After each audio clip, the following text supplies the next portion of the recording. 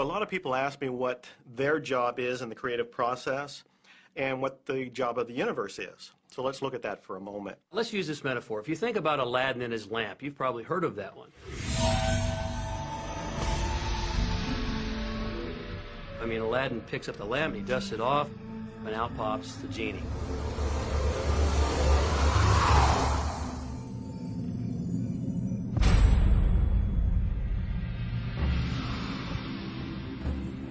The genie always says one thing. Your wish is my command. If you trace the story back to its origins, you know, we now think that there's 3 wishes, but if you trace the story back to its origins, there's absolutely no limit whatsoever to the wishes. Think about that one. Now, let's take this metaphor and blow it out and apply it to you in your life. Remember, Aladdin is the one who always asks for what he wants. Then you've got the universe at large, which is this grand genie, and traditions, you know, have called it so many different things. Your holy guardian angel, your higher self. I mean, we could put any label on it, and you choose the one that works best for you. But every tradition has told us there's something bigger than us. And the genie always says one thing. Your wish is my command. So we like to say to you that the creative process is a 3-step process. Step 1 is you must ask for what you want. You do not need to use words to ask. In fact, the universe is not even hearing words from you. The universe is responding completely to your thought.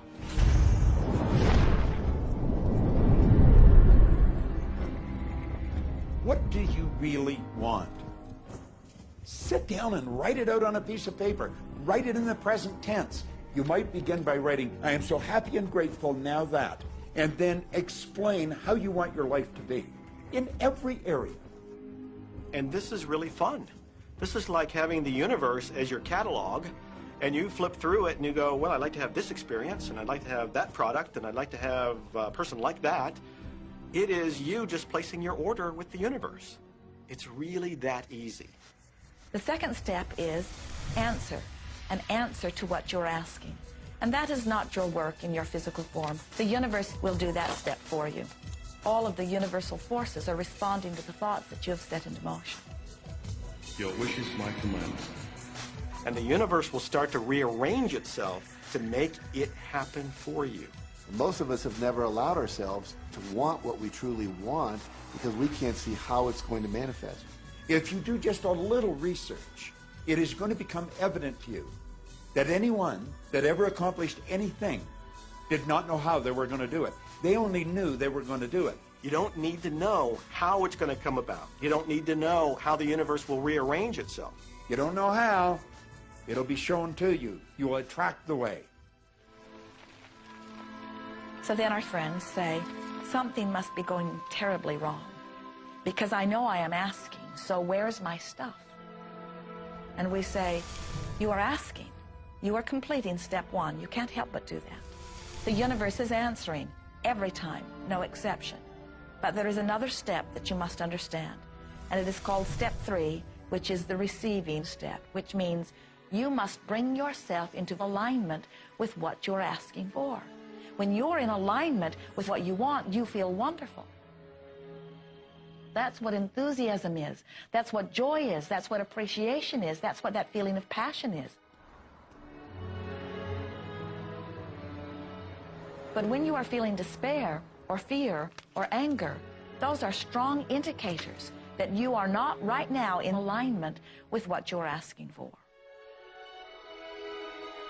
And so when you begin to realize that the way you feel is everything, and you begin to direct your thoughts based upon how they feel, little by little, you can find the feeling place of it, and now you are one with it, and now it must manifest into your experience.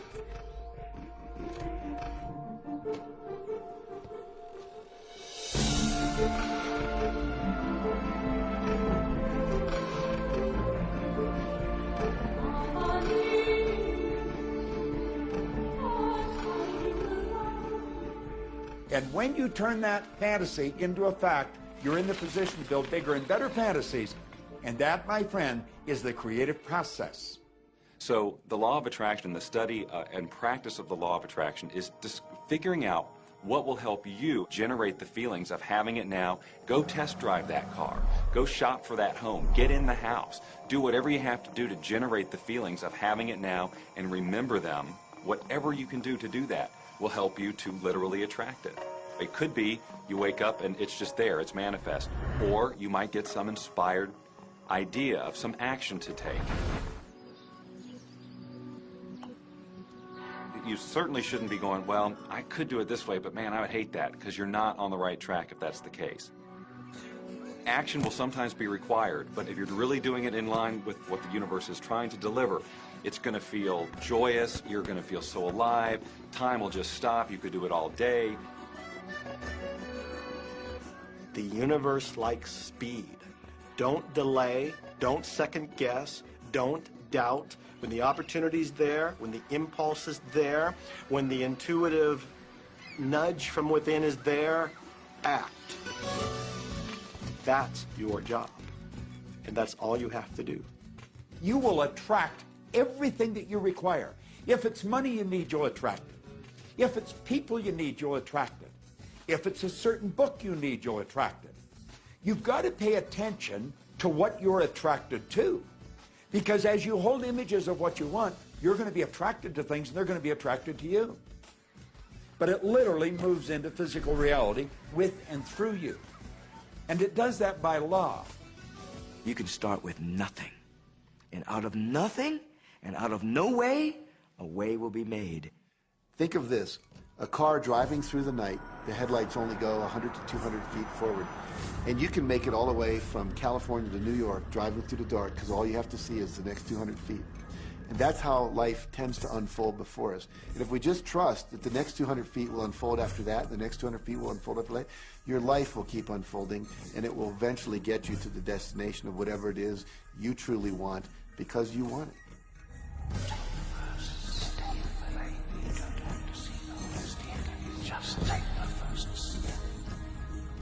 Well, another thing people wonder about is how long is this going to take? How long will it take to manifest the car, the relationship, the money, whatever it happens to be? Well, I don't have any rule book that says it's going to take you 30 minutes or 3 days or 30 days.